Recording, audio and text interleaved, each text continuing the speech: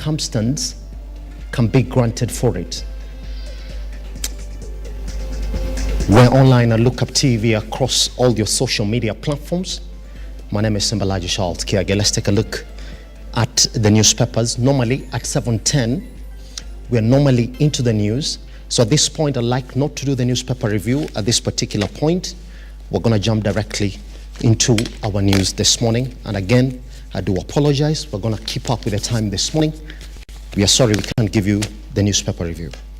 Directly into our news this morning that we ran last night comes from the back of Labor Day celebrations and story. Into story one, we are going to start with President William Ruto has warned elected leaders writing on politics of division and popularity in the country. The head of state in his second Labor Day celebrations urged leaders in the country to focus on development and delivery of the Kenya Kwanza agenda at a time when majority of Kenyans are feeling the heat of the cost of living. Let's take a look. The rains that threatened to come down did not stop Kenyans from thronging into Uhuru Gardens to listen to what the president had in store for them. And as usual, not even the rains could stop the pomp and color that has been associated with the Labor Day parades.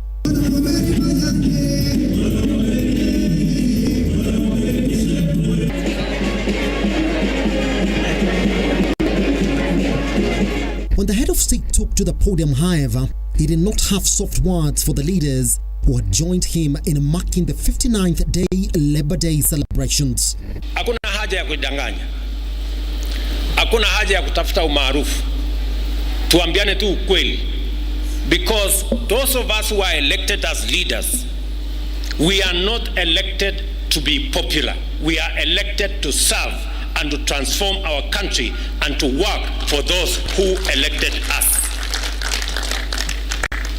President Ruto further cautioned Kenyans elected leaders from fighting the government on its policies and urged them instead to be part of the solution seeking so as to deliver to Kenyans.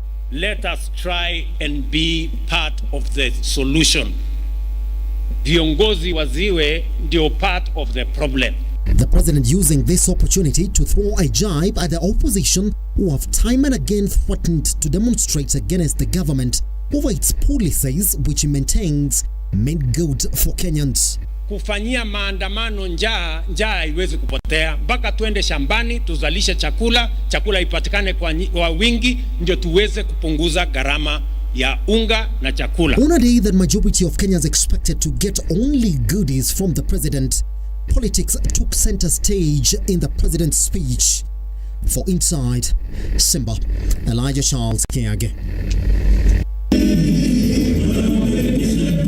Let's move on. President William Ruto has ordered an increase in the minimum wage to ensure that workers receive fair compensation for their contributions to the nation's economy.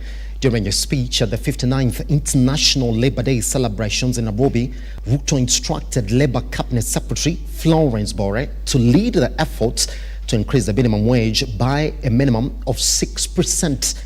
John Matava with our report this morning. While red, white, green and black are some of the globally used colors around the Labor Day, in Kenya the purple colors become synonymous with May Day due to efforts by the Central Organization of Trade Unions under Toli's leadership. While marking the 59th Labor Day celebrations at Uhuru Gardens in Nairobi, President William Ruto instructed the Ministry of Labour to implement multiple wage councils as outlined in the 2007 Labour Relations Act to foster industrial peace and effectively manage disputes, revealing plans to boost the minimum wage by 6%. Na ndio mimi nataka sasa nimwambie waziri wetu wa Labour aite kamati ile inahusika na waketi chini minimum wage tuongeze at least minimum by 6%, na mutaniambia vile hesabu hiyo itafanyika. President William Ruto said the affordable housing project has now helped to create jobs for at least 140,000 Kenyan youths, further adding that thousands of youth have always landed employment through the online jobs which his government has created. 1,000 young people who were not working last year, but they are working this year in our housing program. As I talk to you today here, we have another 120,000 young people in our TVETs, in our ICT hubs today who are earning salaries, who have a job. At the same time, President William Ruto told of the Kenya Medical Practitioners, Pharmacist and Dentist Union KMPDU over their demands, urging the Doctors Union to call their members back to work, adding that they would seek to resolve their issues down the road when the economy is self-sustaining.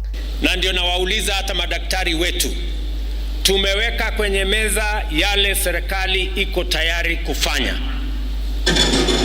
Kati ya mambo nafikiri 19, serikali imekubali mambo 17. Imebaki 2 kwa sababu haiwezekani kwa mambo ya fedha, na wauliza madaktari wetu warudi kazini. Mambo tutarekebisha, uchumi tutazalisha, na kila mtu atapata haki yake tukisonga mbele. John Matava, Lookuptv. KOTU Secretary General Francis Atwoli has downplayed critics opposing his leadership tenure of 23 years at the helm of the Workers' Union.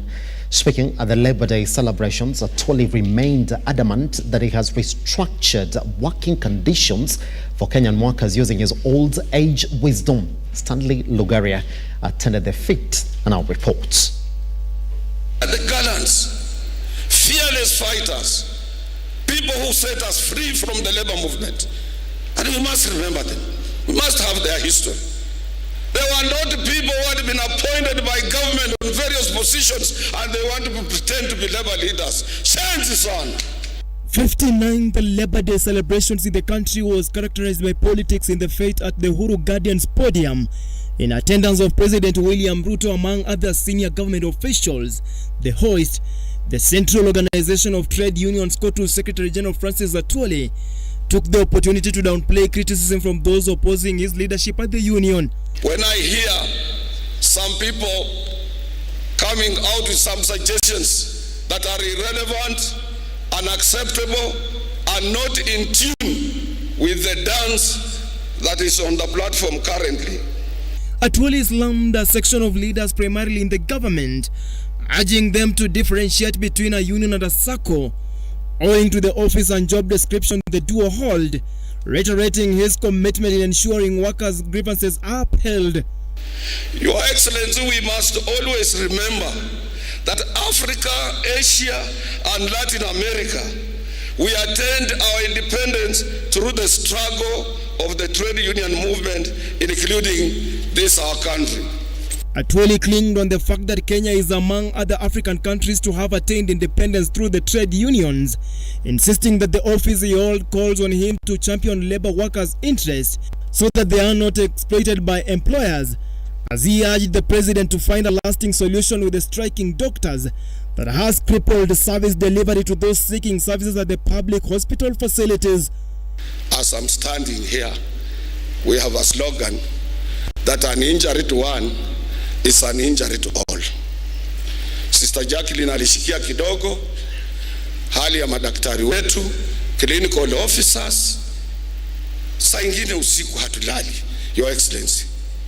Tukisema tutafuta njia gani mwafaka, which route, because you managed us.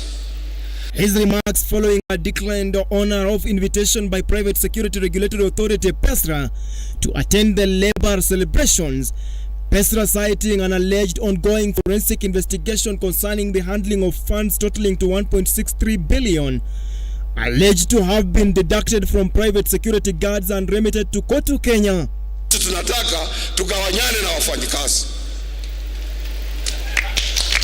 We don't come to your office to expose employers, and Jacqueline is here blindly. Stanley Lugaria, Lookuptv, Nairobi.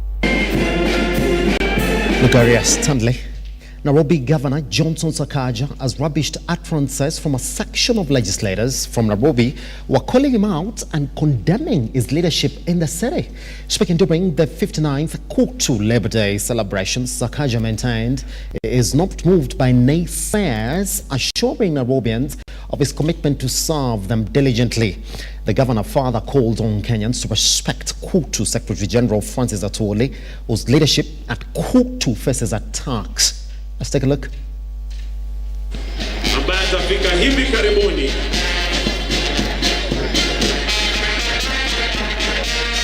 Labor Day celebrations in the county of Nairobi. Politics took center stage as Nairobi Governor Johnson Sakaja took to the podium to dismiss naysayers who are attacking him based on his leadership skills in the capital. Upigwa kila siku wanasema nyanyako ni mchawi, wanasema sijui ulifanya nini. There will always be something. Even if you do the right thing, people will always speak. But the president told me one day, if you're a politician and a leader and you want to be popular every day, resign and sell ice cream. Ukiuza ice cream, nata uze bure, ndo watu watakupiga. Lakini kama kiongozi, there will always be an opinion about what you do. So we thank you. The county's chief says the move is aimed at distracting him from delivering to the people of Nairobi. Papa Francis Atwoli, niliona ukisema unasikia uchungu. Ulisema unasikia uchungu sana ukiona mtoto wako gavana akipigwa ama akitajwa. Ningependa kukuambia papa, usisikie uchungu, ni kawaida. Ni siasa. Na hiyo siasa huendelea, sisi ni viongozi. Ile kazi ambayo tunafanya Nairobi, kuna watu ambao wanataka tupoteze focus. Hatutapoteza focus.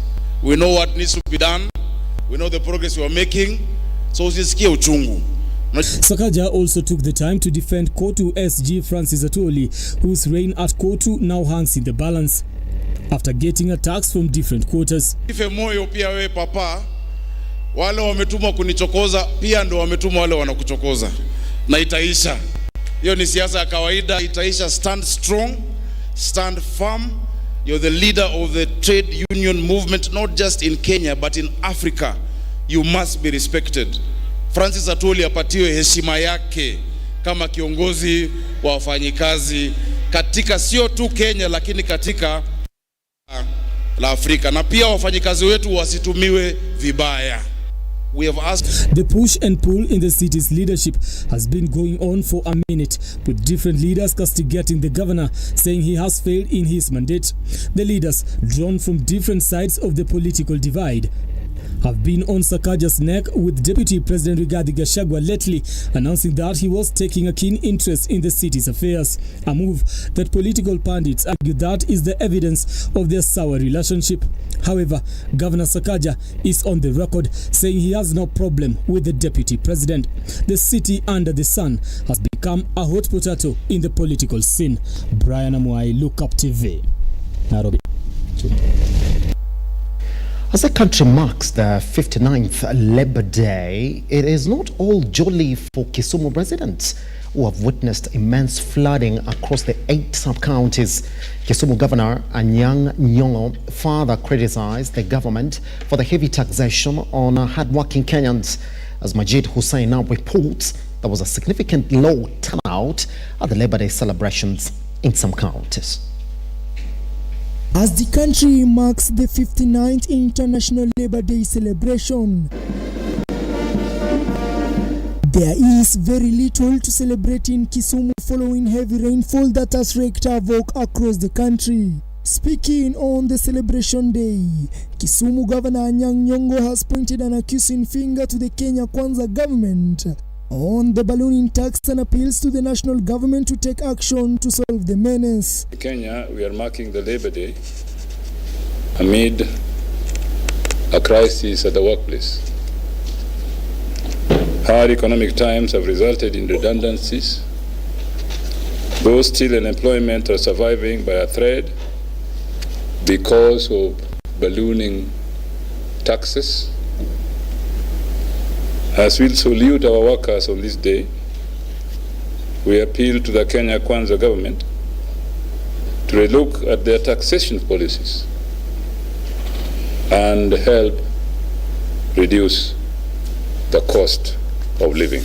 The head of state led senior government and labor union officials in marking Labor Day celebration in Nairobi. In Nakuru, celebrations were marked with a low turnout, unlike in the past when the workers turned out in large numbers to showcase their various trades. Only Tosti, Midal Security Farm and scores of domestic workers marched from railway grounds to Nyako Gardens, where their feet quickly faded out after the procession.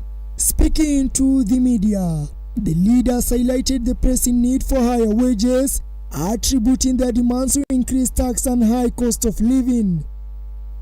Face is about the wages. Wages were reduced in 2021 during COVID-19. Up to today, those wages have not been improved. Another thing, the taxes that were created recently, those taxes have really eaten into the salary of the employees. Echoing this sentiment, Livingston, where a branch secretary Kenya Plantation and Agricultural Union called for an increase in the minimum wage, emphasizing the burden on workers of long payrolls and increased taxes. So we are telling the government, please go slow. We understand you want to build the nation, you have an agenda of building the nation, but also workers have an agenda of sustaining their family. Majid Hussein, Lookuptv. That particular story right there is going to form the back end of our conversation this morning. The Kenyans celebrated the 59th Labor Day celebrations yesterday, and as expected, not the rains even stopped the Kenyans from thronging into Uhuru Gardens to listen to the president. And we do know the type of announcements or promises that we do expect from majority heads of states when we get into this particular day. Now, on the back of this, doctors across the country are on strike. And as expected, you would hear the president mention that particular issue, but it is relentless on it. It's saying, look here, unreasonable. We gotta be true to ourselves. I mean, the rallying call yesterday was that all Kenyans and leaders at large have to be true to themselves. Live by our means, and in anything that we're gonna ask of the president, it had to be reasonable, something that we can achieve. But below that, there was, you would say, a 3/4 promise. The Kenyans should expect a 6% minimum wage increase. But then there was a caveat to that the Ministry of Labor was supposed to tell the president how this was going to be possible. Was it a promise? Was it a deliverable? That's why this morning we are asking the question, where are the deliverables? That's the question that we're asking this morning. And joining us this morning, we do have Enoch Makanga, who's a security and leadership analyst. We also do have Dr. Kahura Mundia, who's the deputy chair, KMPDU. And also joining us this morning is Mercy Evans, who's a political affairs and governance analyst. As we ask ourselves the question, on a day the politics took the center stage, on that presidential speech on the 59th day Labor Day celebrations in Kenya, where are the deliverables? That 6% minimum wage increase, was it time bound? Another time when majority of Kenyans expected the doctors maybe to say something about the doctor strike in the country. Did he say the right thing? We take a tiny breather. Once we come back, I'll be introducing the gentleman who are joining us in the studio once more so that we delve into this particular issue. This is Morning Drift. My name is Simba Elijah Charles. Can I get the conversation begins online? The hashtag Morning Drift.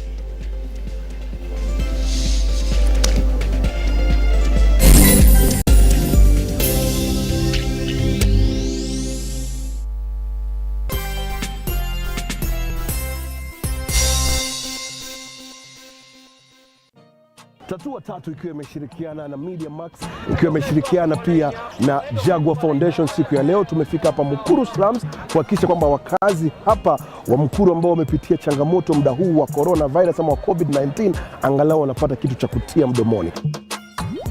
Kufikia sasa nyumba takriban 10,000 zimepokea chakula kwa hisani ya Tatua Tatu Media Max, na sasa hivi tunasema bado tunaendelea kusonga mbele kuhakikisha kwamba watu angalau wanapokea kitu cha kutia mdomoni. Tatua Tatu, asante sana. Asante sana Tatua Tatu. Wakati ambapo unacheza Tatua Tatu, unasaidia yule mtu ambaye hana uwezo wakati mgumu. Kama kawa, kama dawa, tukinukishe pamoja.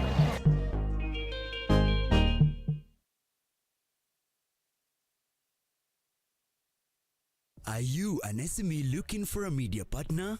Look no more, as Lookuptv got you covered for all your visibility and marketing needs. We at Lookuptv understand your business needs and want to work with you on your marketing journey, giving you solutions that will take you to the next level. Call us today on 0707 572 358 or send an email to sales@lookuptv.co.ke and kickstart this amazing journey. Welcome to Lookuptv, your official SME media partner.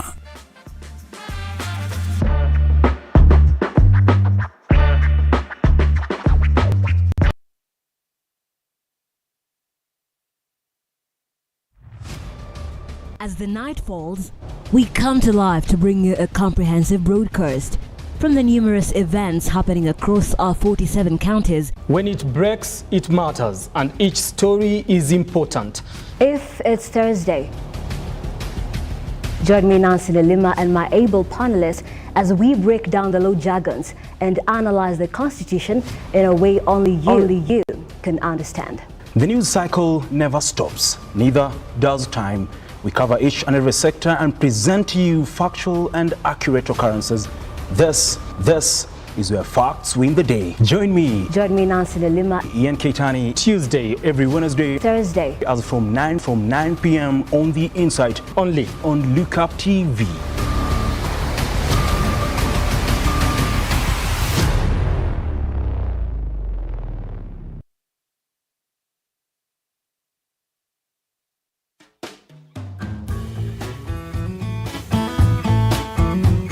The topic or the theme you're having tonight is financial abundance. God wants to bless you. It's really amazing knowing that everything is within the kingdom of God. It's only that most people are not learning the principles because they're already written. Every patriarch in the Bible was wealthy financially. Every single one. The Bible tells us, remember the Lord your God, for he is the one who give you the ability to produce wealth. Let me tell you what receiving wealth is. It's revenues. It's managing and multiplying money. God blesses people through men. Yeah. Because he's in the transaction or the realm of, we're in the realm of men. We did money Brian to build the kingdom of God. It's beautiful.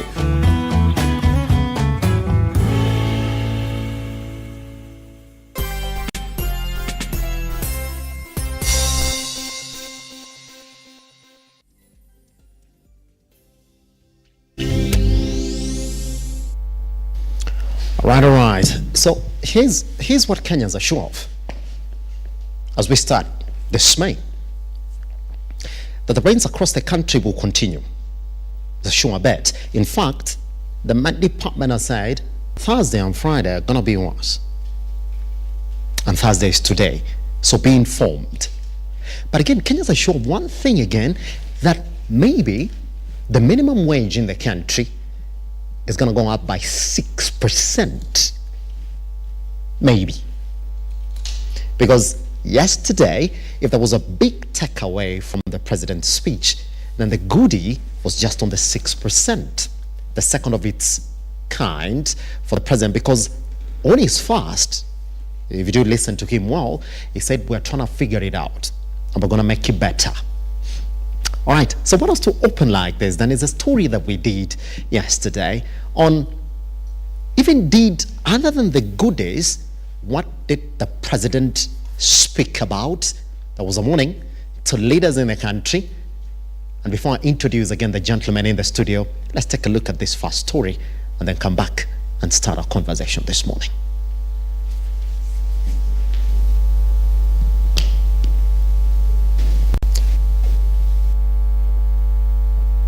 Labor Day. In Kenya, the purple colors become synonymous with May Day due to efforts by the Central Organization of Trade Unions under Toli's leadership. While marking the 59th Labor Day celebrations at Uhuru Gardens in Nairobi, President William Ruto instructed the Ministry of Labour to implement multiple wage councils as outlined in the 2007 Labour Relations Act to foster industrial peace and effectively manage disputes, revealing plans to boost the minimum wage by 6%. Na ndio mimi nataka sasa nimwambie waziri wetu wa Labour aite kamati ile inahusika na waketi chini minimum wage tuongeze at least minimum by 6%, na mutaniambia vile hesabu hiyo itafanyika. President William Ruto said the affordable housing project has now helped to create jobs for at least 140,000 Kenyan youths, further adding that thousands of youth have always landed employment through the online jobs which his government has created. 1,000 young people who were not working last year, but they are working this year in our housing program. As I talk to you today here, we have another 120,000 young people in our TVETs, in our ICT hubs today who are earning salaries, who have a job. At the same time, President William Ruto told of the Kenya Medical Practitioners, Pharmacist and Dentist Union KMPDU over their demands, urging the Doctors Union to call their members back to work, adding that they would seek to resolve their issues down the road when the economy is self-sustaining. Na ndio nawauliza hata madaktari wetu, tumeweka kwenye meza yale serikali iko tayari kufanya.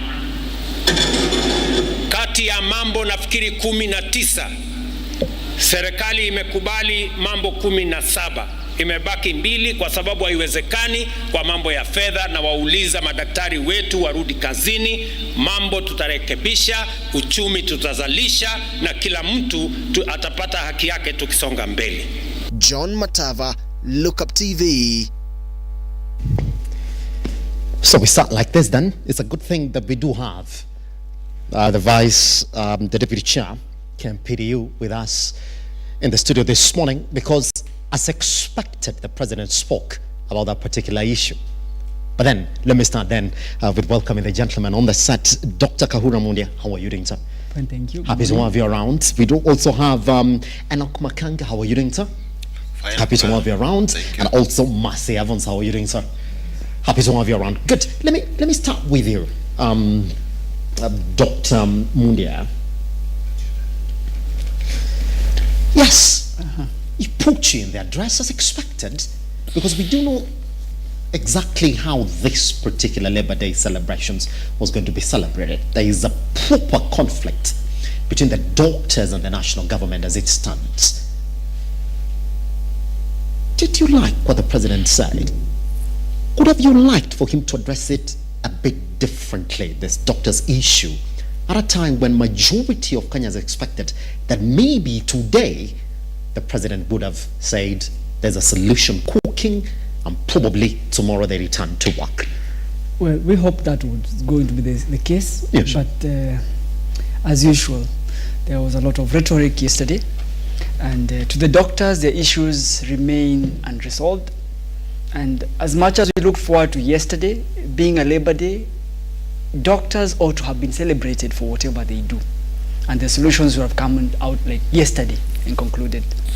But because the seduction was the agenda of the day, that's what carried the whole day, and the issues by the doctors still remain unresolved. And there are very little issues, I would say. They're little because the intern doctors were supposed to be paid that little wage. There are about 200 persons. 200 persons get to take that big amount that is being talked about. Yes. But it's not even worth what doctors should actually take home. Because 7 years ago, whatever was proposed was about 300 and something thousand.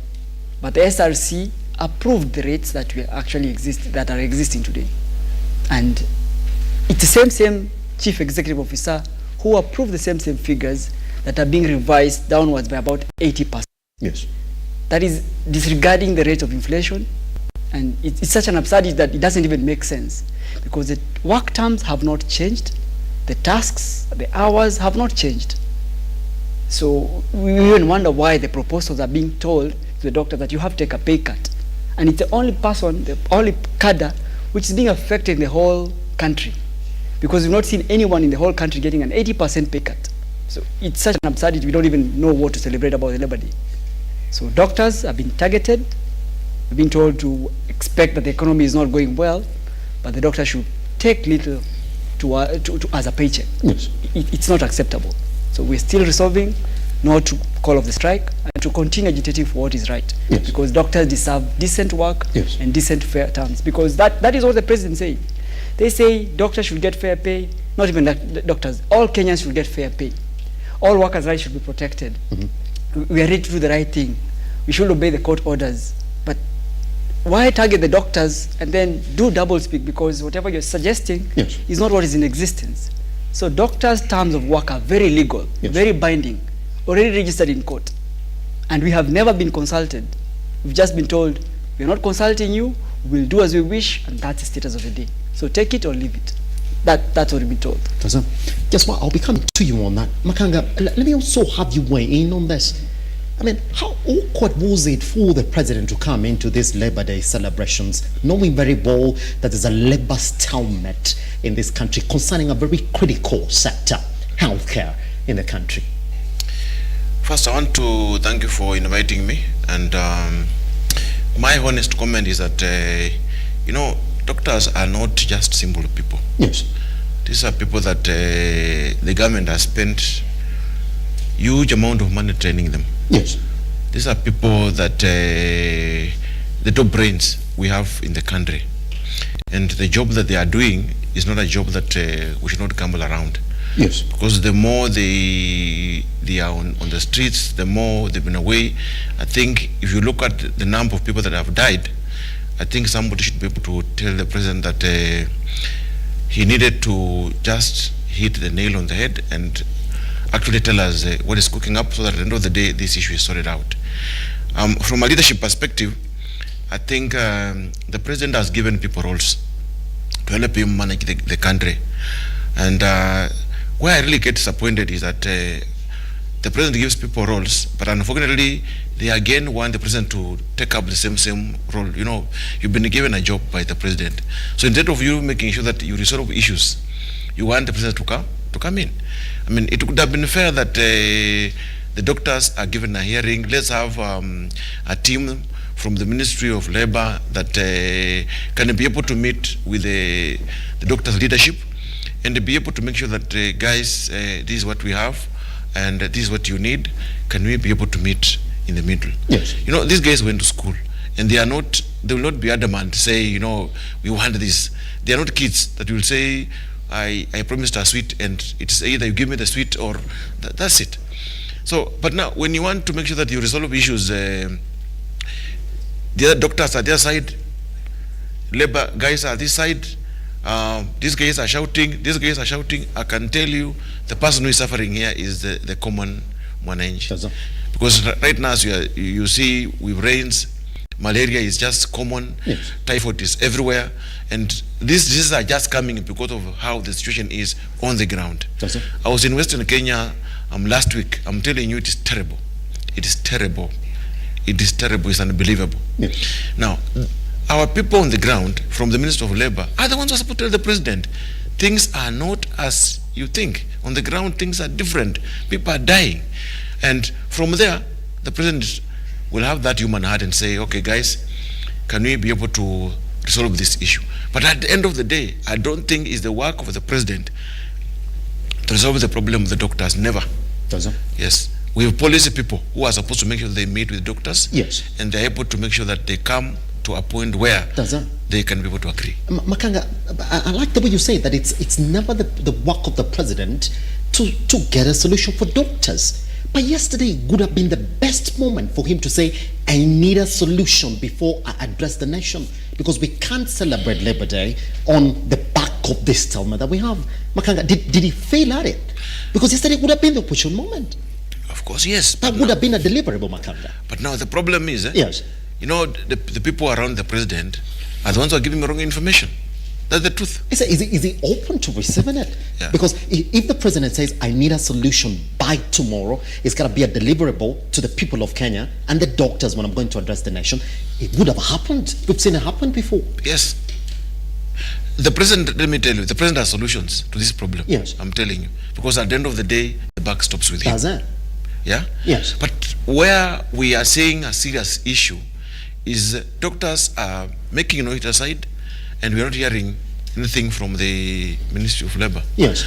Remember, he talked about the wages council with the remuneration team. Yes. That's supposed to, the ones who made promises. And those promises have already been met. Yes. Been met. And what the doctors are saying, guys, can you tell us the way forward? And what we are saying is that, can we make sure that we listen to the doctors? Because these are not normal people. These are the best brains we have around. And their strike is affecting the common mwananchi. Yes. And the government takes care of the common mwananchi. If we can't get doctors in my local dispensary at home, if I can't get a doctor in Kakamega County Hospital, then what are we talking about? What are we talking about? Yes. What are we talking about? Because every day we are losing Kenyans. Doesn't. So at the end of the day, somebody is sleeping on the job. Doesn't. Period. Doesn't. Makanga, I'll be coming to you on that, because yes, there have been statements that have been made towards the celebration of this particular day. Marcy Evans, I mean, I want to put you in the shoes of the president. I mean, that were things that Kenyans were expecting to be told yesterday, that the labor issues in this country, put minimum wage on the side, because the president has been clear on that before. He's saying that, well, the country is not in a place where we can start talking about increment of salaries. On the doctors' issue, Marcy Evans, would have we come up with a solution that would have been a point-blank deliverable yesterday, that had he solved that, that would have been it? Well, firstly, I'd want to take this opportunity to express my sympathies to the many Kenyans who have been devastated by the floods, and in particular the Mai tragedy, where the waters swept through the villages and then destroyed lives, property, and even across the country. We are in a very difficult moment. So my sympathies to those people who lost their loved ones and then they're struggling to recover. Now, coming back to you, I don't know what was actually what was transpiring yesterday, but what I can keenly say is that being a State House speech writer, you will obviously coin something that actually will suit the day. But actually, most speech writers for the president and all that, not even for President Ruto alone, but all along our history is that those people, they will come up with a script which actually may not really be matching the realities of the day. Yesterday was the most perfect moment. I think the president will have seized on it to address directly the issues of the doctor's strike. Now, this strike, I think by today, I think we must be, my brother can remind me better. We are almost entering the 8th week. 50th. Yes, 8th week. Yeah. And with these floods, actually these floods are coming with also health issues, that people were being admitted in hospital. We don't know who's even attending to those people. We are just hearing those ones who were injured and all that. So the president, to me, it was a missed opportunity yesterday. Yes. Because after even the 7 weeks of the negotiations here and there, I think he could have taken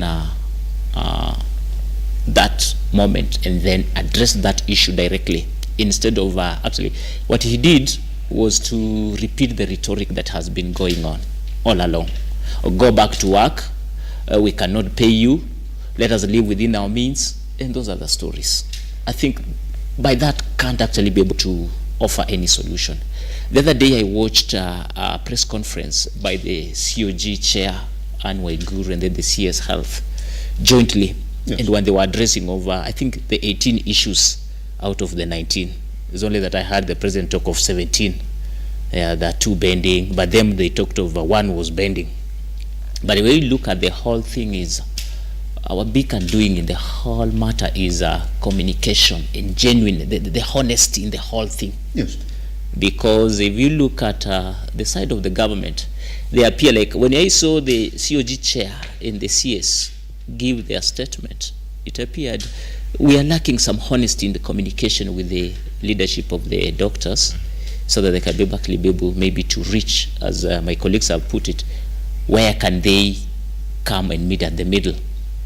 I know the doctors are also Kenyans who understand actually the economic strain.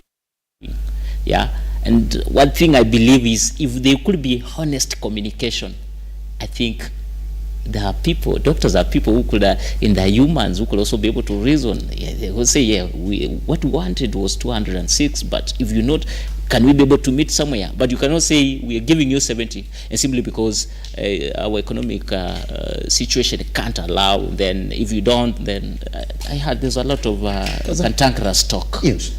And that one can't help. And actually what the president repeated yesterday was equally the same, though he had laced it with some lot of diplomas along it. But it can't serve, it can't be a solution. Does that? Yes. Pretty much. Mercy Evans, I'll be coming to you. Just before we move away from this doctor's issue, is that, Dr. but look at it like this. And gentlemen, I want us to weigh in on it, so we see where the president is coming from. That out of the 19 issues that the doctors presented to the national government and the county governments for negotiation, that 17 out of the 19 have been agreed to, that there's a formula that you can start negotiating on the 17 issues as you look to get back to work. But then he says, I don't understand why 2 issues will make these doctors be on strike. And he stood in front of the nation and sort of painted a bad picture to your professionals in the country, Daktari, and said, make it make sense. How is it that 17 out of 19 have been agreed to, and those 2 are keeping you off work? Goes on to tell you, please be reasonable. Daktari, are you unreasonable? I mean, let's talk about that number first. If you are at a negotiation table and somebody gives you 17 out of 19, voice of reason says, okay, yeah, let's get back. We're going to come back with this too. That's what the government wants you to do. That as we look forward to 2024-2025 financial year, that those 2 issues, they're going to be looked into. Okay, thank you. Well, yesterday I would say it was a day of brutal dishonesty. Was that from the president? From the president. Are you saying that particular speech was very wrong? Dishonest. Because public health care is the safest, most affordable thing any Kenyan would ever want to access. And today Kenyans cannot access that. Whatever they're earning, they're taking to the private sector, which is very expensive. So instead of these Kenyans accessing care that is easily and readily accessible, that they can afford, that was denied to them yesterday.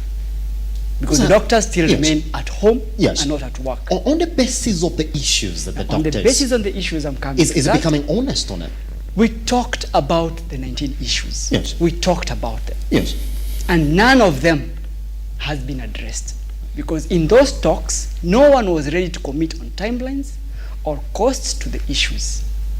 And so doctors resolved, we are not going to accept any draft proposals like settlement agreements that are not clear, that are inspirational, that are not even going to solve the 19 issues. Dr. are you saying that somebody is lying to the president? That's what I'm coming to.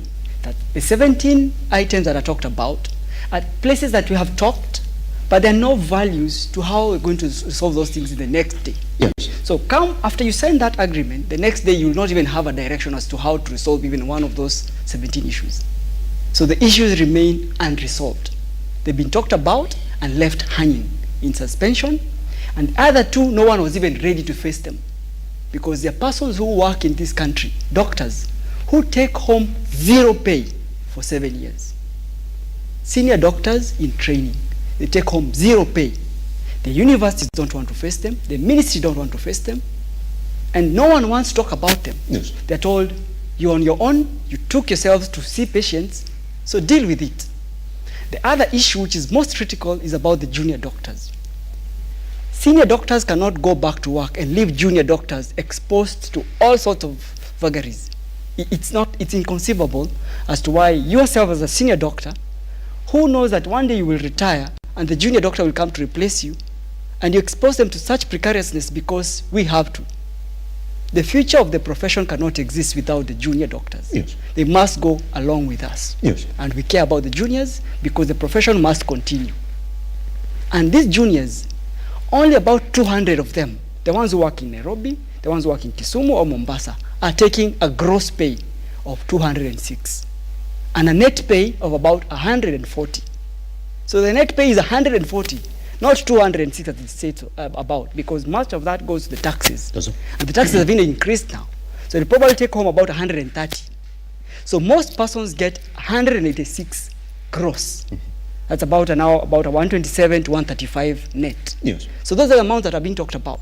So the blackmail of 206, it's a lot of nonsense because it's about dishonesty. We're being branded like we're taking a lot of money is at home. We don't take a lot at home because these doctors deserve that pay. Also. They're that special, they deserve that pay. And you cannot say these persons because whatever they do, they should take like 80% less because we are probably facing all this economic turmoil. You cannot target a particular person or a particular cadre in the whole country to adjust their pay. If it's a pay cut, just like the other time when there was President Uhuru, 20% pay cut was proposed for all civil servants. This is not the case this time round. You're targeting to expose the junior doctors to such economic hardships that are inconceivable and we cannot accept as the senior doctors because the profession must be dignified. Everyone deserves decent pay without negotiation. And it's about 200 persons. That's about very little money because it's about 3 billion. Yes. And it has been paid over the years.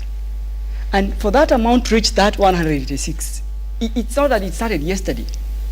It used to be 35,000 in the year 2005. Yes. It went incrementally over the years. And the cost of inflation went by. And these are figures that were advised by the Public Service Commission and SRC over the years, legally done.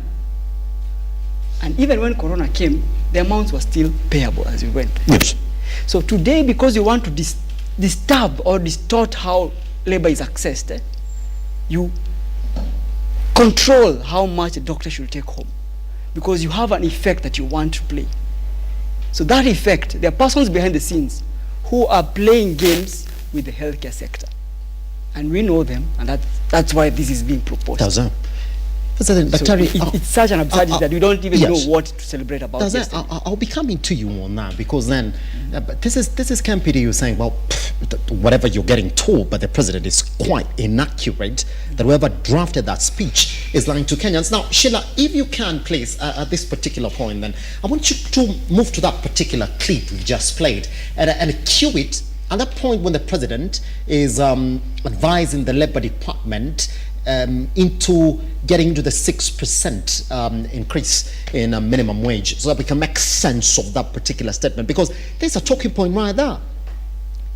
There's a talking point right there, and we're going to pick it from where Dr. has left it, because we're talking about specific commitments, but gentlemen, it didn't feel like a commitment yesterday, and we were making sense of it, Makanga. On that particular point, Sheila, if you can, you let me know exactly when you have it queued at that particular point.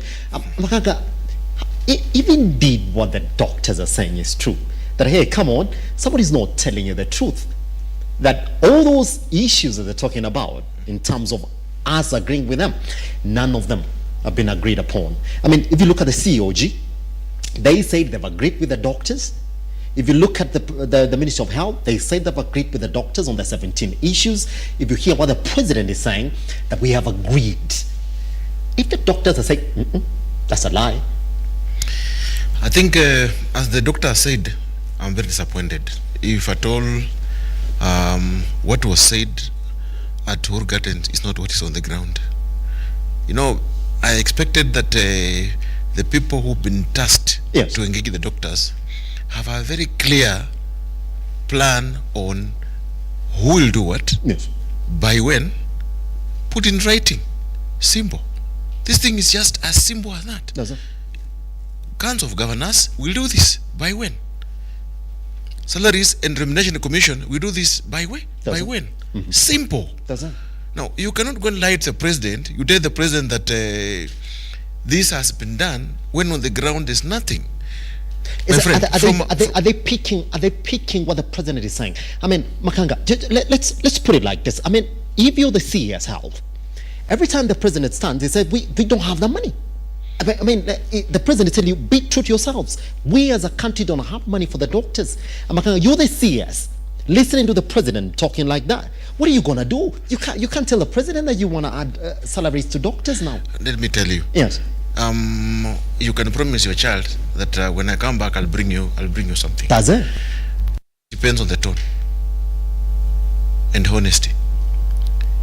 Your son can see you, can read your eyes. Are you serious? Are you cheating?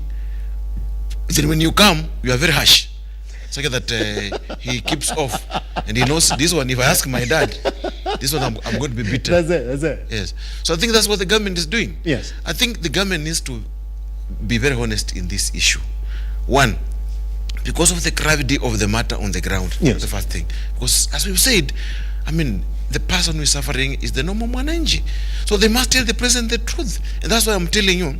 Does he appear like he doesn't know the truth, Makanga? Are we going to sit here and say that the president doesn't know the truth? But if he knows the truth, there's no way he could have told Kenyans that 17 issues have been addressed. And here we're having a doctor who is the vice chair who is telling us that none of the issues has been addressed. I mean, let's just say the truth.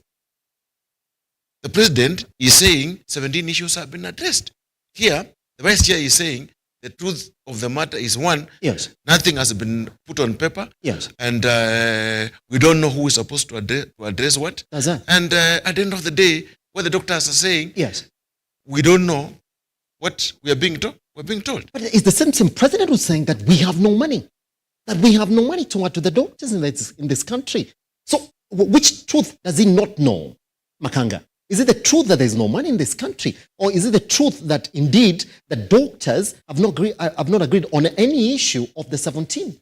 I think the issue of money does not arise.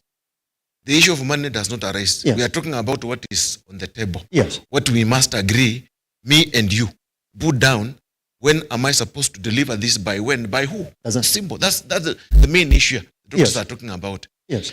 The doctors are not angels. The doctors are not devils that will say, okay, wait a minute, we must get it. No, I don't think the doctors are that hard to be able to say we cannot be able to move on. What the doctors are saying, can we have a structured discussion, commitment by who? That something is not really adding up. It's becoming unreasonable. Exactly. Yes.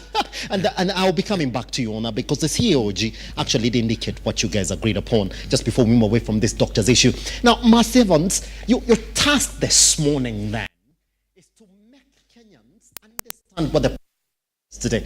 The biggest announcement yesterday is that Kenyans do expect a minimum wage increase of 6%. But listen carefully, Mas Evans. I mean, the doctors are complaining, hold on, there's no commitment, there's no time bound still coming from this government. Can we listen to it, Mas Evans, together, so that you can actually then interpret that statement to Kenyans, and then we get told when, how, and by what time? Let's listen to that biggest announcement yesterday by the President of the Republic of Kenya, Dr. William Ruto, PhD.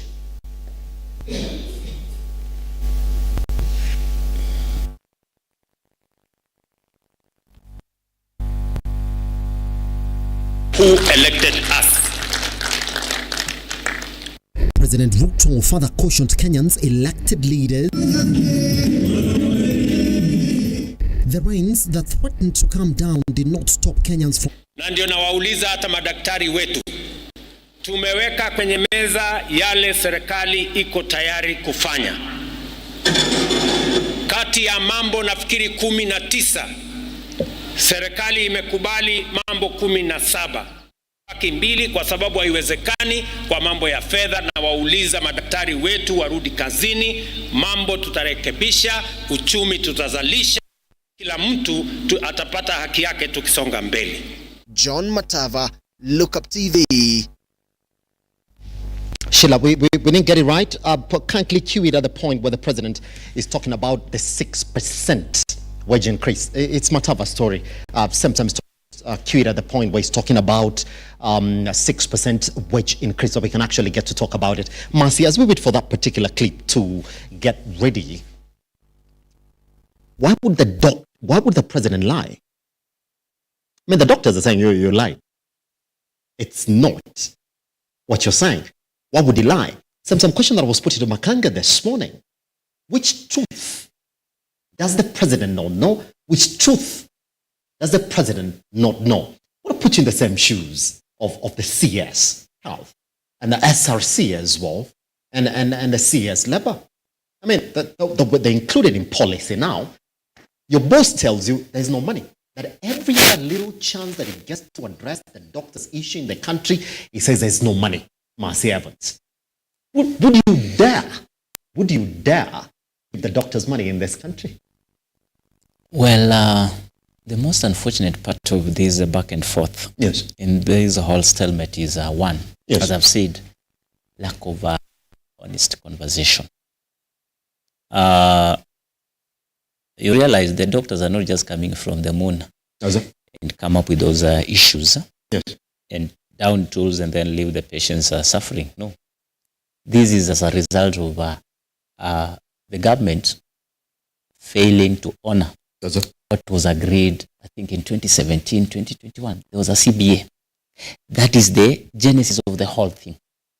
Now, if you look at what the COG and then the CS were trying to present a couple of weeks ago was, it's like they had trashed the 2017 CBA, and so they are coming up with something new.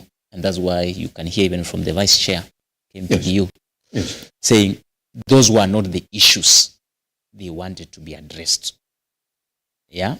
And in fact, when I heard even the union talk about that statement, reacting to that statement of the COG and the CS, was that, well, you must have addressed 18. Good, fine. But there's one stick issue. If you don't address it, then it does mean the whole thing is as good as null and void. Yes. So to me, where we are failing is the president, who was then the deputy president, witnessed when that CBO was being signed back in 2017. So he must by himself be in the best position to have understood what was transpiring. And now that actually he's the head of the new administration, he must have done something about it. I think what is actually the big issue is the doctors are looking at if the government didn't actually honor this kind of agreement we had in 2017, 2021. Yes. Now, how serious are they to honor the new agreement they are trying to put down? That logically that one can't actually be able to, it can't survive anyway. So from the look of things is like, when even the president goes ahead even talk about the 6% increment, I think to me that's a lip service. Because in fact, you talk about 6%, but at the same time... But we have the clip, but I want us to listen to it, gentlemen, because that's the biggest talking point from yesterday's address, other than the doctor's issue that didn't essentially get a solution on Labor Day celebrations. I want us to jump into that particular clip. Then, Marcy, you make sense of it, because now you'll be having fresh notes on it. All right, Sheila, take us the clip. Na ndio mimi nataka sasa nimwambie waziri wetu wa Labor aite kamati ile inahusika na waketi chini, minimum wage tuongeze at least minimum by 6%, na mutaniambia vile hesabu hiyo itafanyika. Hold on. Amasi, these are the questions. These are the questions. Labor Day celebrations was not by accident, was it? Correct. I mean, if that was your intention, if the economy was ready for that particular conversation, then what we would have gotten yesterday was an official announcement that as from the start of the new financial year, minimum wage will be up by 6%. How do you make sense of that particular statement? Because it says, we want to add by at least 6%, and therefore I'm calling upon the CS Labor and relevant authorities to sit down to tell me how that is going to be possible. Might they come back and tell him it's not possible? Well, what's that? Well, it's very interesting because if you look at everything now, that's it.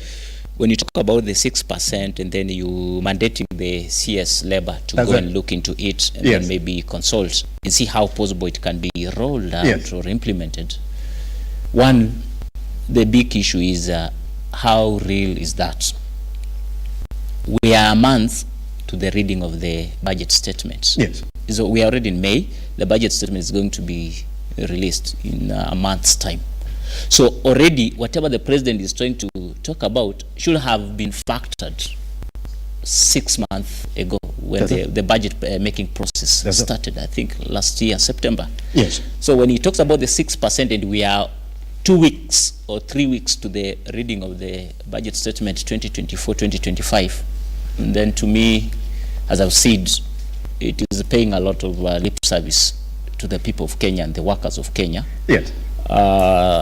And again, ironically, you hear the president again talk about we are working on things are improving, but again we need to tighten our belts, and then again, yeah. And somebody again will just ask, here, as my brothers put it, alluded, only 200 interns, I think 200. The government is unable actually to address an issue within a sector of the economy, that is health. Now, how will it be able, actually be able to roll out benefits of the 6% through the entire economy? It can't be possible. So to me, is reality against speeches. Does it? Makanga, here's the thing. It's not by accident that if you wanted to announce, you would have announced yesterday. I had a chance to work for a president in Africa. That's it. And as an advisor on security issues.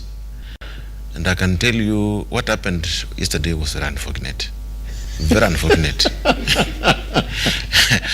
and this is why I'm saying it's unfortunate.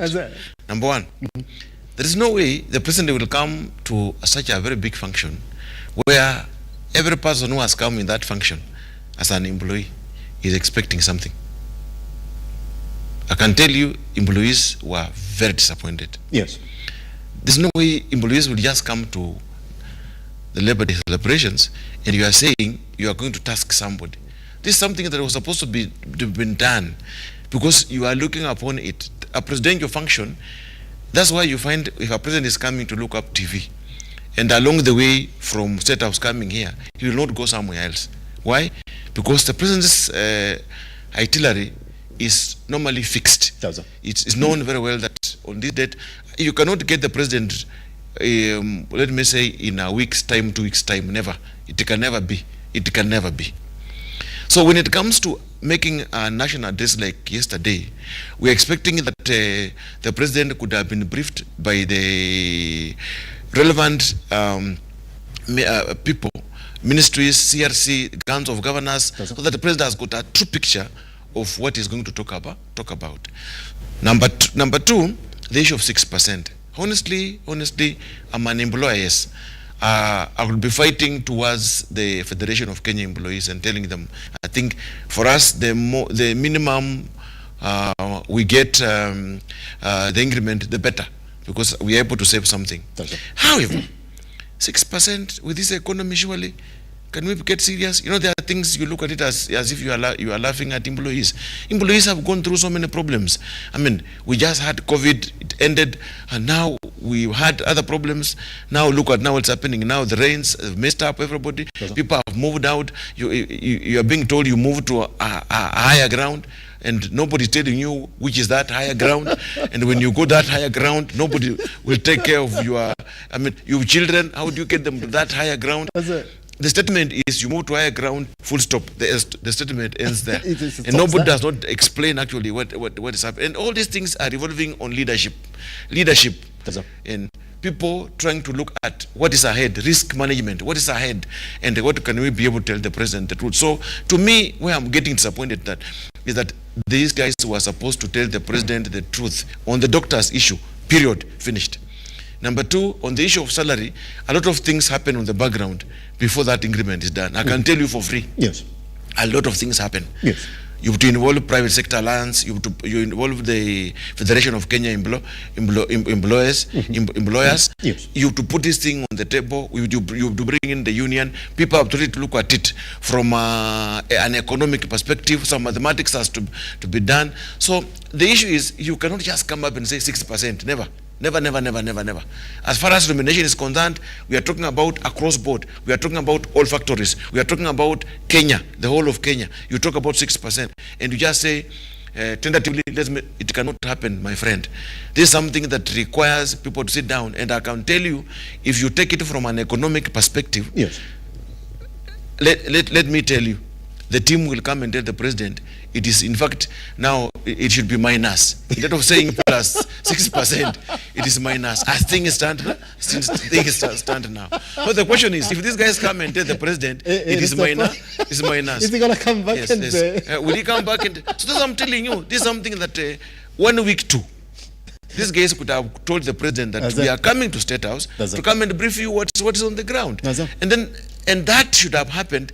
Like now, we've not had the Wages Council for a very long time. I know it. The Minister of Labour has not had the Wages Council for a very long time. When I tried following it up, I was told there is no budget. Wait a minute. So, I mean, we've not had the Wages Council for all this time. So, which means things are not addressed until Labour Day is when something now is, we are being told they form a Wages Council. These are some of these I'm telling you that the government needs to move fast and address issues from a risk perspective. Yes. You look at things fast, address them from, like what's happening with the rains. I mean, the meteorological department clearly said things are going to be bad. Nobody had what we're talking about. Go to Athi River, go to Kitengela, all houses are submerged. Problem is water does not have a way to go. There's no drainage. Houses are being built. So who is actually approving these houses being built with no drainage allowance for water to be able to move to where it's supposed to go? The same thing applies to Nairobi here. We don't have enough drainage to be able to drive water to where it's supposed to go. So the problem here is some people are sleeping on the job. And the president, if I was given the opportunity to be the president, I think I could whip people properly, especially in the Ministry of Labour, CRC, because they gave me wrong information, and I also gave the public wrong information. Makenga is speaking like a national security expert. Here's the thing, make sense of it as well. I mean, I know you listened to that particular speech, and you're looking for something to pick up. I mean, the president announced that he's going to task relevant people to see how we can start that particular process of increasing that minimum wage bill by 6%. Hey, you're complaining about commitment. You're complaining about timeliness of this particular statement. Can you defend the president on that? Well, the issues that the president talked about are indefensible. Where persons behind him, they're not doing the best jobs to advise him. But he's moving on his own. Yes, but actually, here's the thing though. I mean, if you are the CS Labour, I mean, it's right there saying there's no money. Well, let me tell you that, you see, when you heard other persons talk about Labour, Labour is very critical in the country. There's a full CS of Labour. And ministers, the CS Health and the CS Public Service. But they speak so strongly about Labour while the CS Labour keeps quiet. You cannot have workers being attacked and their work being indignified and you keep mute. And then your ministry does not even do whatever it's supposed to do in advance to that Labour Day, because last year there was no increment as regards the minimum wage. The last time was 12% as the 2022, by President Uhuru. And since then, nothing has happened. So this 6% that is proposed, it has to be a tripartite agreement. The FKE, the workers, and the government must all agree to that rate. As we speak, the president just picked up a figure out of nowhere and proposed it. It wasn't a speech. The speech writers put a figure. There's a process, Dr. for putting that speech together. Yes. So that means that persons will have to work backward to fit that figure in the mathematics. Now remember, we've had 1.5% taken out. And I'm sorry for cutting you short at this particular point. But we do know, especially how President's speech is going to this country. There's the official speech that is purely in English, gentlemen. That is the one that has come from the speechwriter, that is tabled at the President's office. And there's the second one, where now the President is essentially speaking to the people of Kenya. Now, keen to note that that particular statement was done in Swahili. We do know that at the point where the president gets into Swahili, is now addressing wananchi kwa lugha ambayo wataelewa. All right? Is it okay to postulate that that was President Ruto's wish? Was it? I would say, see, before, the what is written. Does it? And there's sometimes the persons who speak in those committees and they advise that this could be working out. Remember, Kotu suggested 22.5%. That is based on the current rates of inflation and as per the assessment of the economy as per what has happened. Yes. So Kotu does not come with these figures out of the blues. They've sat down, they've analyzed the inflation rates, and the last time the increments had happened, that's 2022, all the way to date, and that comes to about 22.5%. Yes, sir. Then factor in the rates of higher taxations, the 1.5 to the housing, and the 2.75% that is proposed towards the Social Health Insurance Act. Now, this is about 5% deduction. So even with proposal of the president saying, I give you 6, he has already taken out 5 already, because 1.5 plus 2.75, that's about 4 point something. That's towards 5. So it's probably an increment of 1%. It's like 100 shillings increment. It doesn't make sense. So whatever was being talked about yesterday was just seduction, to just tell you that we're doing well, I'm taking care of your interest, and we are going okay. But the issues are not being addressed as they are. Kenyans are facing such hardships that they must be safeguarded in whatever they're facing through. Yes. So the employers, they're also exposed on their end. So I don't know how we're going to fix these issues, but the cost of taxation, the cost of living has gone up. Now, if everyone was to be affected, that should be the way to go. We start from the high earners. They go down, and not to increase issues in the sector, we're not able to meet those costs, like the issues of the CASs. They're being appointed, they're getting all these benefits. Well, we say the budgets are negligible for them, but that should not be happening when you're having all these issues happening in the whole economy.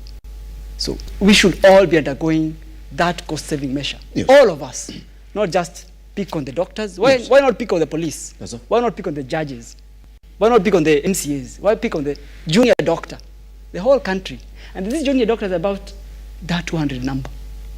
And if there are many of them, that's about 1,000. So why pick on that little to just try and safeguard the economy? It doesn't make sense. So someone is being dishonest about the whole game that is being played around. Does that? Yes. Marcy, that particular statement was in Swahili. It was after the official speech. Are we picking something that wasn't necessarily a promise? It was a wish for the president, because he completed it by saying, Evans, they will come and tell me how that is possible. I mean, there's leeway to say, for the president to come in and say, well, they said it was not possible. Okay, what normally happens is that when a president goes to a function, yes, with the things that have been addressed in his speech. Correct. You get me? Yes. Then with things that normally just come up. You can see when he comes in, he is to first of all meet the event organizer. In this case, it was Atwoli. Yes. So the things that he normally asks the event organizers, what things should I be able to address?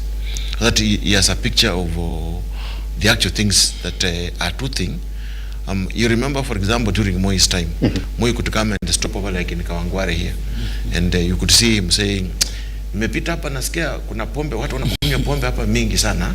Tata vijana yangu watakuja kwa ruhusa hapa maneno kabisa. You get me? Yes. The people wondering, how has the president known that there's magendo happening here? No, sir. I remember he passed through my village and they were told that that is where all the trucks, these big trucks going to Uganda, that's where they stop. And it was true, very true.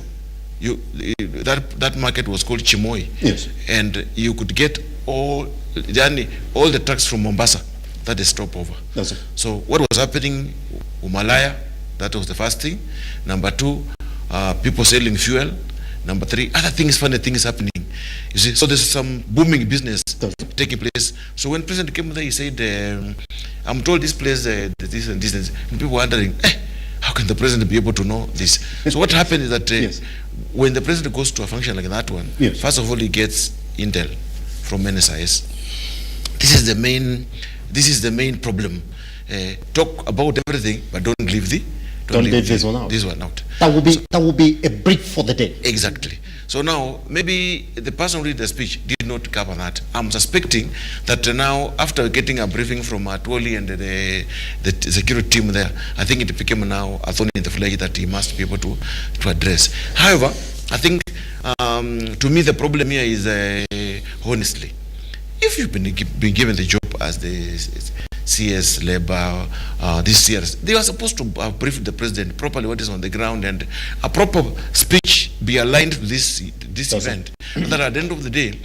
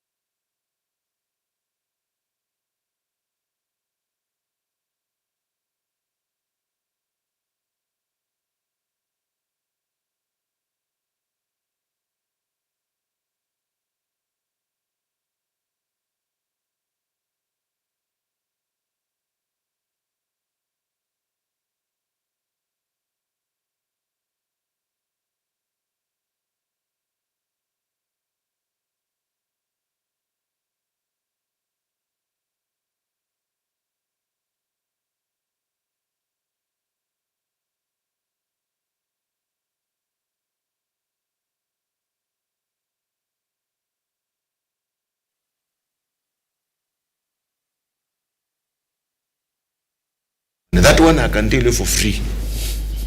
The government has money. The government has money. Where are they getting all this money? President is going for trips almost every day. Do you know the cost of the president running out of a country? Do you know? President just living with a plane going, number 1, a team of more than 50 people have to leave in advance, from Minister of Foreign Affairs, from intelligence, from his presidential escort team. They have to go where he's going some 1 week early. When they are going, all of them are on allowance. When they are going, all of them are accommodated by the state. When they are going, a lot of things happen. Then by the time the president is leaving, now, for example, if he's going to US for a business trip, then that means people like the National Chamber of Commerce, the business the community, the private sector alliance have to accompany the president. Now, when he's going like that, the team that goes to the president, I can tell you, is the presidential team alone is not less than 100. The presidential team alone. Then now talk about Minister of Foreign Affairs. Then talk about the department that is going for business people to accompany him. So all this money that is spent on these things, my friend, could be used to pay the doctors. You heard Mother Karua talking about the many meetings that are taking place in State House, and some of these things we can be able to room somewhere, and we get money to pay the doctors. Let's just be honest. Does it? Yes. Honesty, Master Evans, in it. But again, that particular statement, you see how Bakanga is trying to make sense of it. That must have been the day brief. That yes, we know you're talking about this, but because of the situation on the ground, you at least gotta promise them something. It cannot be a speech without minimum wage increase. It was a statement in Swahili. If you remember, all our presidents, both former and current presidents, that when they get to Swahili, now they're speaking from their heart. Might not be what is on the ground, Marcy. So are we taking it too much? It should not be a headline if it was spoken in Swahili after the main speech. Well, as I alluded earlier, I'll tell you that presidential speech writers are a very interesting group of people, because they will come up with a script which is actually tailored to suit a particular occasion. Now, if you look at what transpired yesterday, it was like the president, on the script, it was more of policy. And if it was policy, actually, the issue of the 6% wouldn't have been an off-script statement. Because if the president was well advised in advance, the input of the policy makers, that the CS Labor, the CS Health, the COG, and all others had their input on that speech, then the issue of even 6% wouldn't have been an off-script Swahili statement. And historically in this country, when you see somebody makes a speech off-script, then that is the truth. The script is never the truth. That is the much. Hold on. So what is the truth? Statement for the 6%. President is appreciating that yes, the minimum wage needs to be done something. Hold on. But when he goes back to his policy, yes, he doesn't actually agree. So, as my colleagues have put it, just hold on, Mercy, before you run away from it. I mean, if he wanted it, he's speaking in Swahili, just like you're saying. When you see them speak off script, that's the truth. Yeah, correct. Then why did he say next Labor Day celebrations 6%? Isn't it? Make it happen. Now, when he said that, he's actually looking at the dynamics, actually that which can actually be able to actualize that increment. Yes. So in his understanding, the 6% can't be now, but we can allow the CS Labor to come up with that wage council to consult and then bring more other stakeholders on table, and then we can see how we can be able to have this increment. But whatever he was given as the script, which contained which to me it was policy, because it was founded from those departments, labor, health, and every other, including the unions. Yes. That was not the issue. Yes.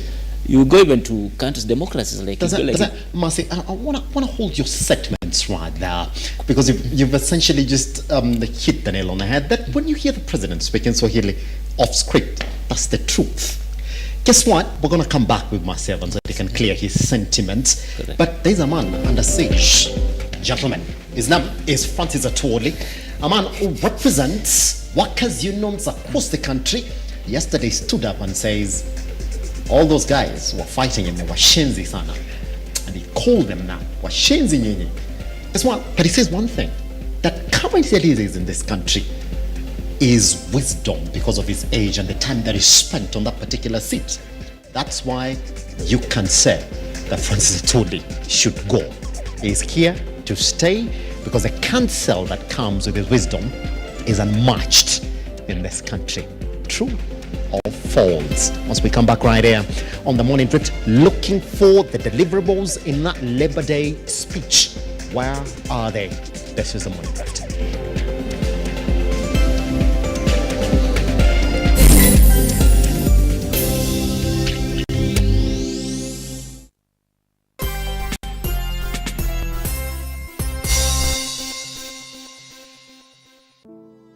Save a Life is a non-profit organization that has taken the front line in transforming lives in the entire country. So far, we have transformed life of over 100,000 people through our programs, which include medical support, youth empowerment, street family program, feeding program, and climate change.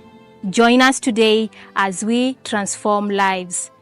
As we always say, service to humanity is service to God. Save a life, transforming lives.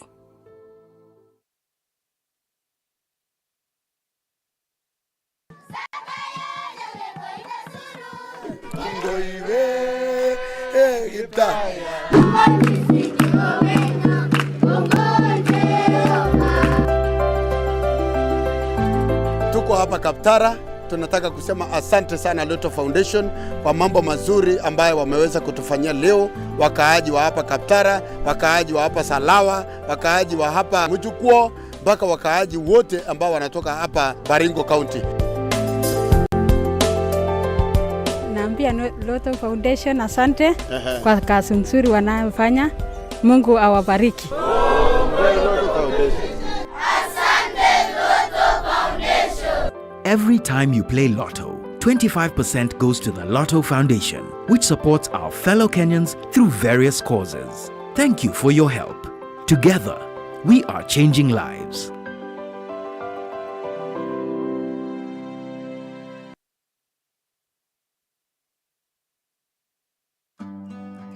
Next on Ukulima ni Mali.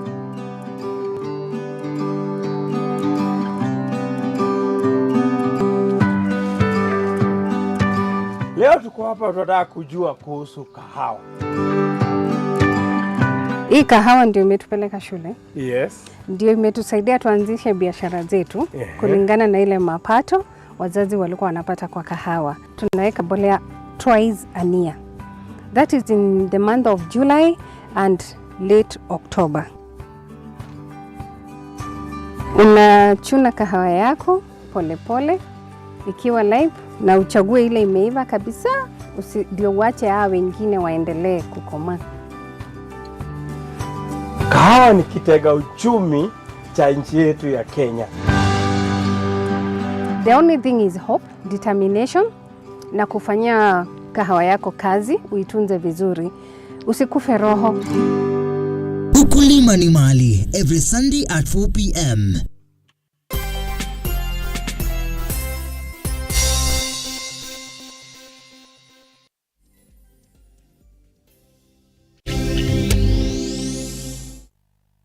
That's it at Lookuptv across all your social media platforms. My name is Simba Elijah Charles Kenya. We're going to go back and give that chance to Massey Evans then to clear his sentiments. But before we do that, Kotu Secretary General Francis Atwoli has downplayed critics opposing his leadership tenure of 23 years at the helm of the Workers' Union. Let's take a look at that particular story. Once we come back, pick quick sentiments on it, because indeed we have a lot of notes to pick from yesterday's Labor Day celebrations. Let's take a look.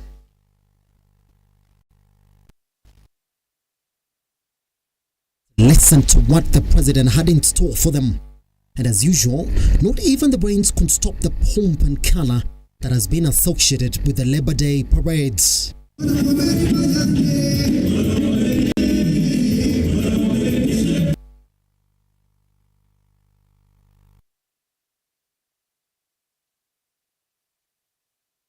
The gallants, fearless fighters, people who set us free from the labor movement. And we must remember them. We must have their history. They were not people who had been appointed by government on various positions and they want to pretend to be labor leaders. Change is on. 59th Labor Day celebrations in the country was characterized by politics in the fete at the Uhuru Gardens podium.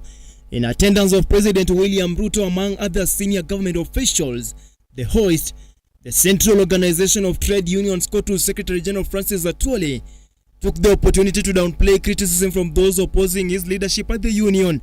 When I hear some people coming out with some suggestions that are irrelevant, unacceptable, and not in tune with the dance that is on the platform currently. Atwoli slammed a section of leaders primarily in the government, urging them to differentiate between a union and a SACCO, owing to the office and job description the duo hold, reiterating his commitment in ensuring workers' grievances are upheld. Your Excellency, we must always remember that Africa, Asia, and Latin America, we attained our independence through the struggle of the trade union movement, including this our country. Atwoli clinged on the fact that Kenya is among other African countries to have attained independence through the trade unions, insisting that the office he holds calls on him to champion labor workers' interests so that they are not exploited by employers, as he urged the president to find a lasting solution with the striking doctors that has crippled service delivery to those seeking services at the public hospital facilities. As I'm standing here, we have a slogan that an injury to one is an injury to all. Sister Jacqueline alishikia kidogo hali ya madaktari wetu, clinical officers. Saa ingine usiku hatulali, Your Excellency. Tukisema tutafuta njia gani mwafaka, which route, because you managed us. His remarks following a declined honor of invitation by Private Security Regulatory Authority PESRA to attend the labor celebrations. PESRA citing an alleged ongoing forensic investigation concerning the handling of funds totaling to 1.63 billion, alleged to have been deducted from private security guards and remitted to Kotu Kenya. Tunataka tugawanyane na wafanyikazi. We don't come to your office to excuse of employers, and Jacqueline is here blindly. Stanley Lugaria, Lookuptv, Nairobi.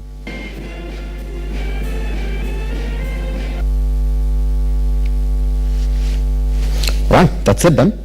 And it's a good thing that we do have a security expert with us here who's going to mention a couple of those issues, by the way. So, Mr. Evans, take a minute. Clear your sentiments on the Kiswahili statements that come from heads of states, especially within this country, and also talk about that particular one. Is 23 years too long? Well, should we change the law and have him go?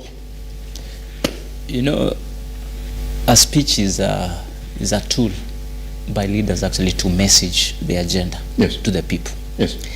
And you realize historically, great leaders have also been known with the way they message to their people. Abraham Lincoln wasn't very much known on what he was doing, but how he was messaging to the people. Martin Luther King, we recently had Barack Obama and all those other people. Yes. So when the president actually is reading the script that has been prepared by his speech writers, as I've said, it is purely coined around policy matters that actually can be able to suit that event. And actually, William Ruto was just very honest to Kenyans that very moment that whatever he wasn't reading in his conscience, he was saying it wasn't very real to the issues that needs to be addressed. That moment, people who were there, actually, as my colleagues have alluded earlier, they were workers, and what they wanted to hear about was about their welfare. Yes. The issue of salaries, the issues of their welfare, working conditions, the future prospects. The employers were also there through FKE and all that. They wanted to hear what the government is doing actually to ensure that actually everything is okay. So the president had to pick one of the issues, and it was off script, and that's why he came up with the 6%. That 6% is never founded or anchored anywhere in policy. So to me, that was very much of lip service, but it was his honest side of thinking. Now you realize when it comes to workers world over, even you go currently, like we have an election coming in the United States, and if you see the presidential candidates go to a place like a state like Michigan, which is the automobile home for the US, there's what you call the Automobiles Union Workers movement. And you see the presidential candidate standing with those people behind him, and actually this is a very large constituency which can actually be able to determine who becomes the president of the US. So while the president addressing this gathering at Uhuru Gardens, that is the workers of this country is the largest constituency when it comes to the vote basket of this country, in the politics around that. So to me, the 6% was more of a good way to diplomatically address the realities the people, the audience who were there wanted to hear, away from what was prepared on the script from Status. Yes. Very much. Yeah. Great. All right. Now, Daktari, the man who's at the helm of the Workers' Union body is spoken. But probably the question I'll ask you about this particular area is when he stands, he was also telling the president, this issue for doctors, you need to get a solution to it. Let me first interrogate, how close has it been to your union, one? And we've seen your Secretary General get attacked by the police in this country. Also, the police boss has spoken on it. How concerned has he been throughout this particular period? And what messaging have you got from him in the struggle to get a solution with the national government? Well, I want to go with what the Secretary General Kotu said. Yes. That an injury to one is an injury to all. Yes, when we see the junior doctors getting attacked, the whole fraternity of doctors gets alarmed about what is happening, what's coming. Yes, when we go to protests about the junior workers' issues, and our leader gets attacked by the police, we get scared as to what is happening in the space to just express yourself about issues that are affecting you. Yes. And since that day, no one, particularly the persons in the leadership, has spoken about it. The IG never gave any statement about that attack. The president never gave any position about the issue. The Secretary General Kotu, Mr. Atwoli, never gave any statement. The CS Health never gave any statement. CS Korea never gave any statement. But the attack happened, and it's on record. Remember that time we had a Budalangi incident, and there were persons who were protesting, or patients who were probably making chaos at a public hospital. Statements were made that health workers should not be attacked and should not be exposed to such kind of incidences. But this particular incident that happened on 29th February, no one up to date has spoken about it. Yes. No arrests have been done. No persons have been charged in court. Because the right to picket and speak about issues is very sacrosanct. But that was violated on that 29th day of February 2024. Yes. And as today, as we speak, the issues still continue to be there. So an injury to one is an injury to all. And you'd want to go with that statement and keep in solidarity that our issues must be addressed. So whatever happened yesterday, and whatever has been happening in the last few weeks, is to bastardize the profession. Call doctors funny names, mock them, tell them whatever you're doing is not important. Yes. Who told you to go to school and become doctors? We don't need you. You're like everyone else. As in, just fit in and move on. Yes, stop troubling everyone. But that is what is happening. And for us to be told that we've already solved 17, 2 are remaining. We're being branded as greedy people. Very unreasonable, because we want everything and we're not satisfiable. That is not the truth. Doctors are very diligent, they're very focused, yes. They're very patriotic. They do their work without any issues. And if you just address the small issues as they're listed, there is peace in the sector. And that's all that we're demanding for. So this bastardization, this name calling, no one is trying to address the value that we actually bring in the economy. No one is talking about it.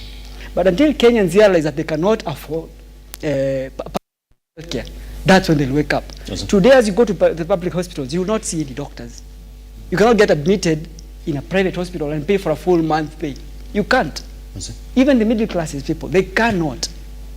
But no one is telling them we really need to fix our sector, because the education sector was messed up. Everyone is going to academies now. We cannot all afford private care. So doctors need to go back to work. We are missing our patients. Our issues are very straightforward, very clear, because they're all agreed upon. We just need to go back and say, okay, we agreed on this, how are we doing about it? And just like Mr. Kanga talked about, is that you just need to agree timelines, when and how much. And cost everything and implement. Pretty much. Because that's all that we want. Nothing new. No increments we've even demanded. Yes. But we're just arguing about a dated agreement. That's where we are. 2 issues that I want you to pick up from that particular statement that Atwoli is making. I mean, he's saying, well, nobody can match me. 23 years, and when we operate differently, our constitution is different from ASACO. So these people want me to get out of this particular seat, unreasonable. Number 2, there's been an issue of security guards in the country as to where they belong. Would you address the first one? Should he go? Should he not? 23 years. What does speak to Atwoli, Mr. Makanga? Okay, you know, the issue for Atwoli is very straightforward. Yeah. Atwoli has said that conversation from where it has been up to where it is right now. And by virtue of him being the Secretary General in Kenya, he's been able to get other international positions that Kenya is now advantaged. Yes. Because of him getting there. Yes. So you cannot wake up in the morning and rubbish Atwoli. That one, I can tell you from the word to go, because if you look at the speech he did at Uhuru Gardens, I think he really addressed the issues. He was very spot on. in terms of addressing the issue of the doctors. He went further and addressed the other issues, and he actually advised the president at where we are now, we're looking at 22% salary increase. So which means he's on top of the things, he knows what is happening. The only problem is people are attacking Atwoli. There are people who want to get in that position because they feel if this Mzee has been able to get there, I can also get there, and I can also be able to. You know, a union is a money-making organization, if you don't know, because you only get money from what? From your members, yes, and then use it at your disposal. So I don't know that people are looking at it from our money. Anybody who is actually saying Atwoli must go is not honest. He also wants to get there because he is able to make money out of it. Now, you asked me about security, which I'm a stakeholder. I'm a very big stakeholder in the industry. Number one, I think the letter that was wrote by my friend Fazul to Atwoli was not honest. One, it is on a letterhead of the office of the president, yes, and the president is attending the same function. So that tells you you are not in tandem with the government. Does it? You mean you are thinking your own way, and the government is thinking its own way? Yes. Its own way. In fact, people are looking at it as this guy is misplaced, because anytime you wake up, you write a memo. Anytime you wake up, you write anything. You write anything. Last time we these issues of the B and A and B, and he was writing saying that this guy should have guards. You find. I mean, whoever is advising him, I think is advising him in the wrong way. That belongs to the Ministry of Tourism. They are the ones who have got regulations which are done by Tourism Regulatory Authority, that are the ones that are mandated to be able to regulate the yes. So you cannot just wake up and say now you want to poke in simply because you want to be seen to be working. So this one, I think it was a misplaced bullet. You're talking about. Let me tell you. You remember the KFF thing, where the president tried, the government tried getting into KFF. What happened? You remember? FIFA told them, we banned you guys from football. Exactly. Yes. So Kotu is like KFF. You cannot get into you are doing a forensic audit. For who? Who will authorize you? Yeah. It is the International Labour Organization that can send auditors to government audit Kotu. But a local institution like PSRA cannot audit Kotu. How? Who gives you authority to audit Kotu? Kotu is an independent organization, yes, owned by workers, and they have a way they do their elections.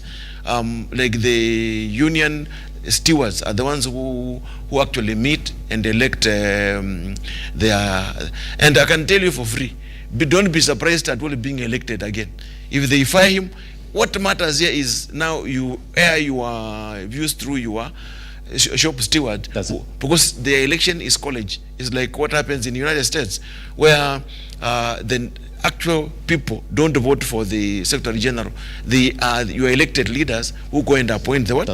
So you cannot go and say, you will make noise, but at the end of the day, the people who will make decisions are the shop stewards who know whether Atwoli is working or not working. Number two, the union have their own way, the way they run their things. Atwoli cannot be able to come up and say he wants this. They have got a board. Now, does Fazul have a board? Fazul has operated for 6 years without a board. Let's say the truth. Yes, Fazul has my friend. I've been telling you, he has never had a board.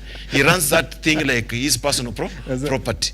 So you cannot point a question at Atwoli, who has a full board, and Abua, who is the private security union secretary general, is in that board. So you cannot point a finger at somebody, and yours is rotting, yes, where people have been wondering where you do things and you have nobody to be. There's no reference of a board. So if at all we're talking about Atwoli getting out, yes, you can talk as a leader that Atwoli must come out. But the problem is, are you entitled to go and vote for him? The answer is no. The people who will vote for Atwoli are the guys in charge of their unions who get there, and they are the ones who will make the decisions whether they are being driven the right direction or not. So anybody coming up and saying Atwoli must go, one, he will go from the local perspective, but I can assure you from their international perspective, Atwoli is a mbuta. From an international perspective, Atwoli has a very big say as far as labor issues are concerned internationally. You cannot just water him away and say that from the local scene, Atwoli must get out. He will not get out unless he is voted out by the people who elect Secretary General of GOTU. That's my stand. Pretty much. I'll be coming back to you on that, gentlemen. We're rushing against time because there's a sentiment that I want you to pick. Sheila, if you can, because I want Mercy Evans to take a minute to combine these two issues. Can you take us back to story one, where the president was essentially addressing leaders in this country, or elected leaders who do not want to be part of the solution and playing tribal politics in the country? Let's take a look at it that for a couple of seconds, then come back, join those responses as we step out of the studio this morning. Sheila, if you can, story one.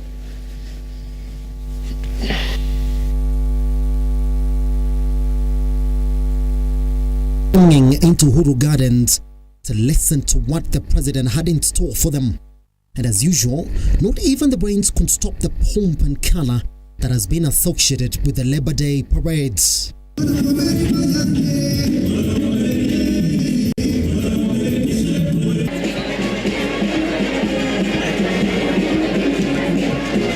When the head of state took to the podium, however, he did not have soft words for the leaders who had joined him in marking the 59th day Labor Day celebrations. Hakuna haja ya kudanganya. Hakuna haja ya kutafuta umaarufu. Tuambiane tu ukweli. Because those of us who are elected as leaders, we are not elected to be popular. We are elected to serve and to transform our country and to work for those who elected us. President Ruto further cautioned Kenyans elected leaders from fighting the government on its policies and urged them instead to be part of the solution seeking so as to deliver to Kenyans. Let us try and be part of the solution. Viongozi waziwe ndio part of the problem. The president using this opportunity to throw a jibe at the opposition who have time and again. Mercy Evans, we actually have 2 minutes left for this particular conversation. I will give you a minute to respond to this. On the exit of Atwoli, and now the president saying, stop tribal politics in this country. 1 minute. Mercy Evans. Well, you cannot actually rule out the value and the role Francis Atwoli has played in the movement of this country. Yeah, for the past 23 years, I think. He must have come in when President Moi was almost exiting, and then Kibaki and Nak was coming in. So for those ones who are saying maybe it is time for him now to exit, I think they could be missing a point. It could be, as my friend has alluded, yes, it is being driven by other motivations. Yeah, like the labor movement elsewhere, even in the world, plays a very big role in terms of how that person, whoever leads that kind of a movement, he wields some good influence, be it political, economic, and all that. You look at President Ramaphosa of South Africa, who was one that Kosatu, a leader, and actually that is what actually propelled him into power in South Africa. And so Atwoli, what is doing, it can't be challenged that easily. It requires a lot of other things to be in play. Now, when the president talks about politicking, I was very happy he talked about things are improving, the economy is improving, but it's also one, he talked about inflation coming down, the prices, commodities, and so he wished that also the political noise should also come down. But actually, that requires leadership. The president does not even need to tell us what the politics or the politicians need to be doing. He is the foremost politician in this country. So by us seeing what he's doing, we'll definitely feel we need actually to follow suit and emulate what he's trying to do. But if he tells us we do not do the politics, but on his other side actually he's also trying to do the opposite, doesn't make sense. Makanga, please, 15 seconds. Tribal politics? That's one of the problems we have. Tribal politics has been a problem in this country, and I'm happy that the president talked about it, and he really emphasized it. But on the ground, let him also look at his team. when it comes to him appointing, because if you look at KCB, is from his tribe. If you look at, we're just being honest, yeah. If you look at KRA, is from his tribe. Yes. If you look at all the appointments in parastatus, is from his tribe. Yes. Let him walk the talk. That at the end of the day, we are all Kenyans. We are fit to be appointed in these positions, irrespective of the tribes we come from. Pretty much. Yeah. Dr. 15 seconds. Stop fighting the government. He's saying Mandamano haileti solutions. 15 seconds, please. Well, thank you. Mine is to just say doctors must be honored as per all the agreements that are sanctioned by the laws of the country. These are not new things. It's just the right thing to do because that's the law of the country. That's it. Thank you. Whew. That's it. Your takeaways are yours. Deliverables, if you see them, then you should be celebrating this morning. But if we have not shown you what they are, we're also trying to look for them. This morning, joined by Bwana Enoch Makanga, we did have the Deputy Chair, KMPDU, Kahura Mundia, and also Mercy Evans this morning. Online at Lookuptv across all your social media platforms. I am Akia Gesimba. We take a tiny breather. Once we come back, I'll be telling you about what HR should be focusing on right here on the Morning Drift. Gentlemen, thank you very much. It has been a pleasure talking to you with you this morning. All right.